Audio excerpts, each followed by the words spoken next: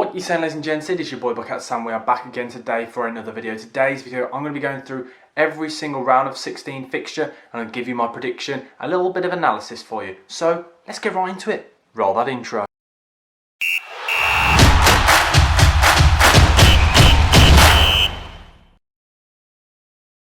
So the first game in the round of 16 is Wales versus Denmark. So let's have a little look into Wales. This competition, they've been a surprise package. I predicted them to not go through and they've made me look stupid. They've been absolutely unreal. Players like Dan James have really stepped up. Aaron Ramsey, Gareth Bale, Joe Worrell. There are many players who have surprised me, especially Connor Roberts. He's been absolutely brilliant going down that right. And more importantly, the best player for them by far has got to be Danny Ward. The shot stopper has been absolutely unreal. By far their best player throughout this tournament. Kept them in games and he will be huge in this game against Denmark. Expect them realistically to play a 4-1-4-1 formation with Kiefer Moore up top, Daniel James on the left, Gareth Bale on the right, and then we know the two centre-backs have been the same every game. It has got to be Joe Rodon and Chris Mepham, those two. And then on the left, it probably will be Ben Davies, my prediction, and on the right, I presume would be Connor Roberts.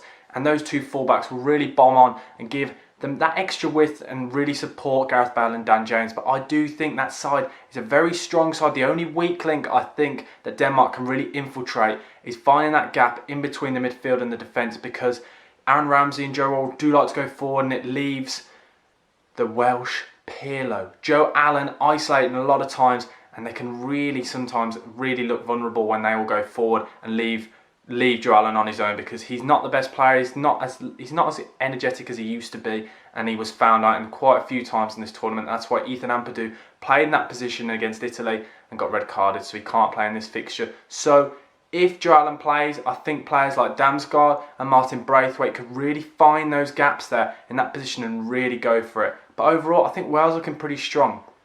So let's go on to Denmark's side now. Denmark have played with three at the back in this tournament and it's really worked for them. Obviously with Vestergaard and Christiansen, two players who have stood out for me, have been absolutely unreal, and obviously Kasper Schmeichel in goal is a brilliant player. We know the midfield and defence is very strong, but the one problem for me is them going forward. Damsgaard, Martin Braithwaite and Poulsen I don't think are that good, and I think Wales are actually going to do this, guys. I'm going to go for a 2-1 Wales home win. So now on to our second game of round 16, and it is where Italy, the team that blew everyone away in this group, against Austria. And I really feel for Austria because Italy look like just a well-drilled, oiled machine. It's just a goal machine. They still haven't conceded a goal in this entire competition, and I don't think they will, to be honest. This Italy team is absolutely unreal, and it is built all down to the fact they've got an absolutely unreal keeper in Donnarumma, who is just about to sign for PSG, reportedly on a 5-year contract, but that's not the point of this video.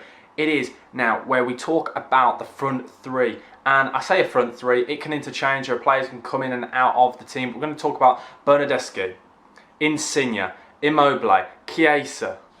They are unreal going forward. Those front three that have played there throughout this competition have been absolutely unreal. Probably the best strike force in Europe right now, that front three. They're just beautiful. The way they interchange and the passing is brilliant.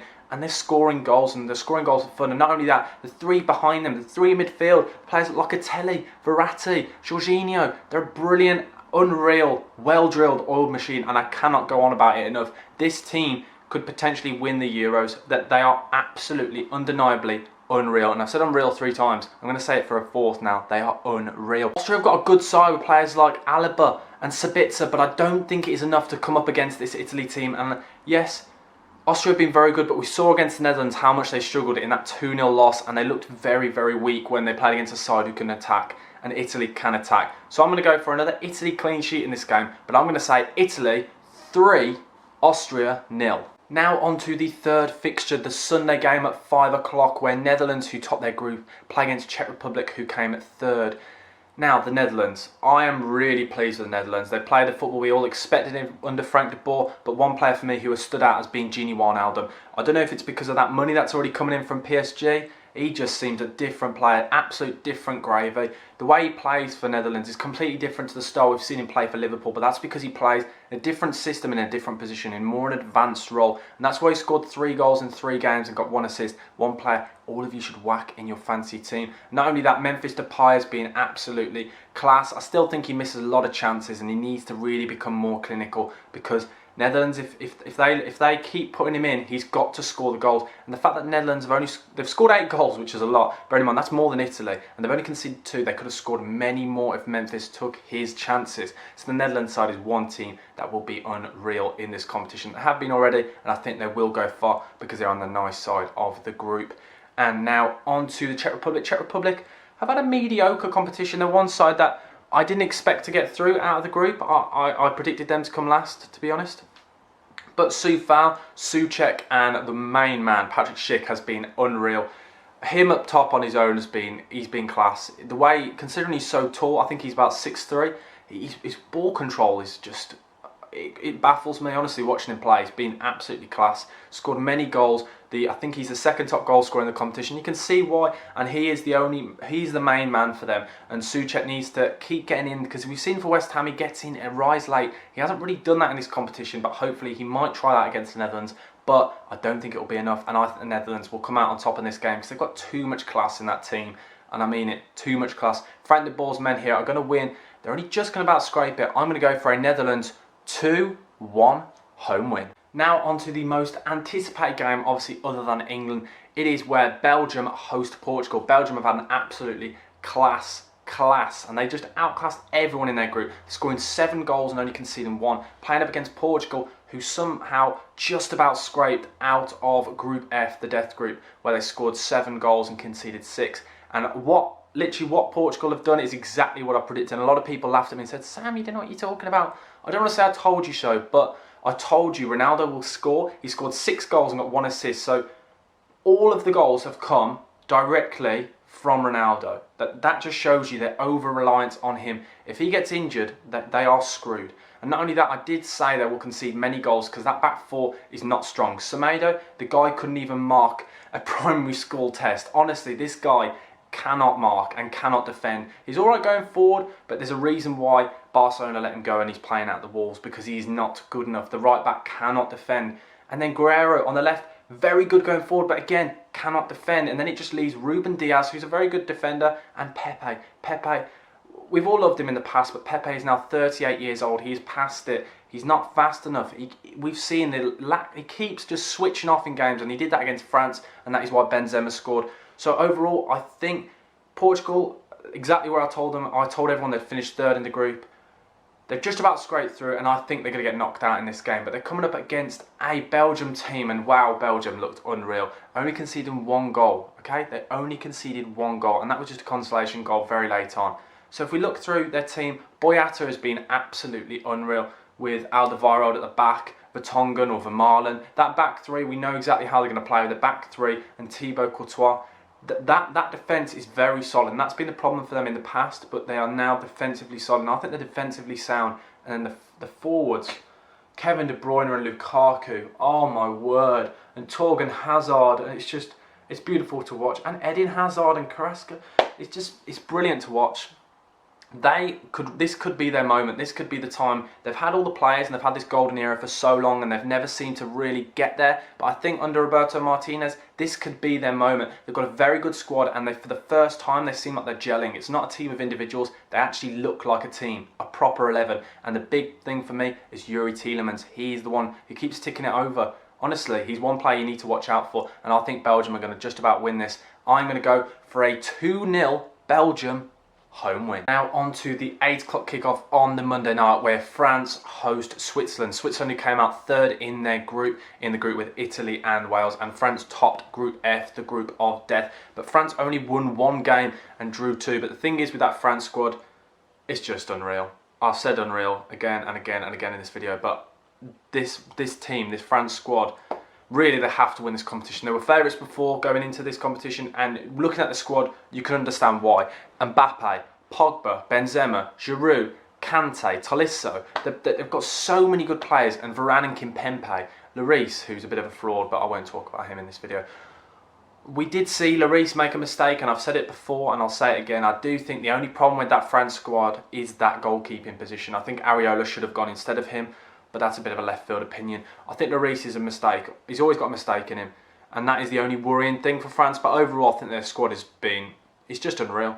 And the way they play, you know exactly what they're going to do. They sit back and they're just going to counter you with so much pace. But then they can pass it around, they can keep the ball, so they can play both sides. My only worry for them is in the left back position, because obviously Lucas Hernandez has already got I think he's got 1 yellow card, and he does make the odd mistake every now and then. And Luca Digne did go off injured last night against Portugal.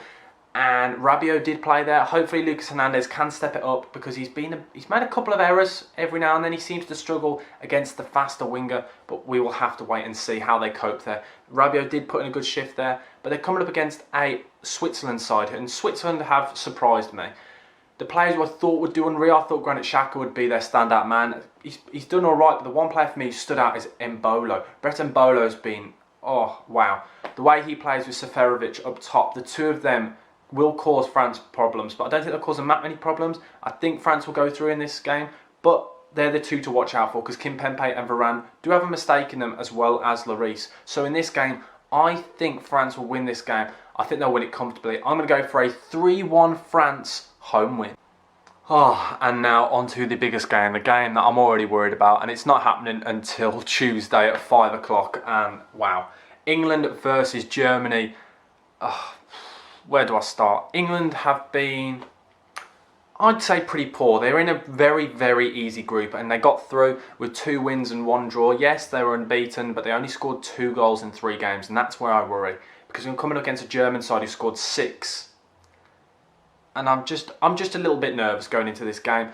Overall, it depends what side Southgate plays. Southgate did tinker with the side against the Czech Republic, and when we saw him play Saka, Grealish, and Sterling, they were unreal together. And I've said it in the past, and I've disagreed. Do you know what? I'm going to go back on my opinion that I've said in the past, where I always worry about playing Grealish, Sterling, and Saka. Too many attacking players, because we do need cover at the back. But if you play Declan Rice and Calvin Phillips, we looked defensively fine and defensively sound. So I think we have to play that exact same team as we played against Czech Republic. Yes, it wasn't great. It wasn't a great performance. We won 1-0, but in moments we looked unstoppable. And you need that kind of pace going forward. You need the likes of Grealish and Saka, who can drive at players, to go at this German team, because this Germany team isn't the team that it used to be. And they play with 2 wing-backs with Goossens and Kimmich, and them two will really bomb on. So if Grealish and Saka can operate in the gap between the wing-back and the defenders, potentially we could get around them, with obviously Ginter, who's not very fast, Hummels, who isn't very fast. We could get in round the back. That is one thing I think England can infiltrate. But overall, Germany will control the game. They'll control possession, have a lot of chances with Kimmich, Havertz and Gnabry. They've got a very good, strong squad. But I'm going to back England here, and I think I'm going with my heart, not my head. I'm going to go for an England win. What am I saying? I can't believe I'm backing England. I'm going against everything I've said. I predicted Germany to win the entire competition, but they're coming against England, and I've got to back the boys. So I'm going to go for an England 1-0 win. I can't believe I backed it. Let's just not think about it. Let's just move on to the next game. Come on, England. Now, if you've got this far into the video, thank you for watching this far. But can you just go down there, just smash the like button, and if you haven't, please subscribe. It really helps. We're heading for 1K. Can we do it? Yes, we can. Let's get back into the video. Come on, let's go. Now on to the next game, where Sweden face off against Ukraine, and Sweden will be the home side in this game. And I'm telling you now, Sweden have really surprised me. Sweden have been absolutely unplayable, unstoppable at times. And this Sweden side could really go far. And this game will be brilliant. 2 teams that pretty much both dark horses. Not many people know much about both sides, but Sweden, wow, they've looked good. Lindelof's looked good. Olsen, for me, the goalkeeper, has been the best goalkeeper by far in the tournament. And Forsberg has been banging in the goals. It's a very good side, and Isaac, who everyone knows I mentioned in the past, and I love him. 17 goals in 34 games for the Liga side Real Sociedad this season.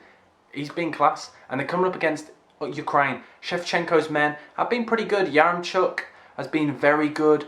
Malinovsky has been very good. Yarmolenko, they're very good side again.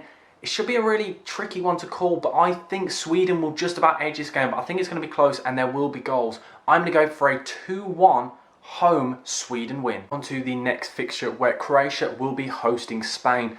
And to be honest, I predicted that Croatia would go through, and I said it's an aging side. I think we can tell there. They only got their win against Scotland, and other than that, they really didn't do much in the competition. I think they've looked quite poor. Modric, that finish against Scotland is just filthy, utter filth with the outside of his boot. He's really been the only one really that shined for them. I think they've been quite poor, but overall they've not got a great squad, and that we all knew this would happen. They're coming up against a Spain squad who really have surprised me in the fact that they didn't win their group. I thought looking at their squad before this, the likes of Olmo, Pedri, that they would be doing a lot more. But obviously Morata's playing up top, so you are going to miss a lot of chances. And they seem that they just can't take a penalty. They honestly can't score a penalty, and that's quite worrying. Moreno and Morata both missing their penalties. Overall, I think Spain will start, because we did see them get that big result where they got that 5-0 win against Slovakia.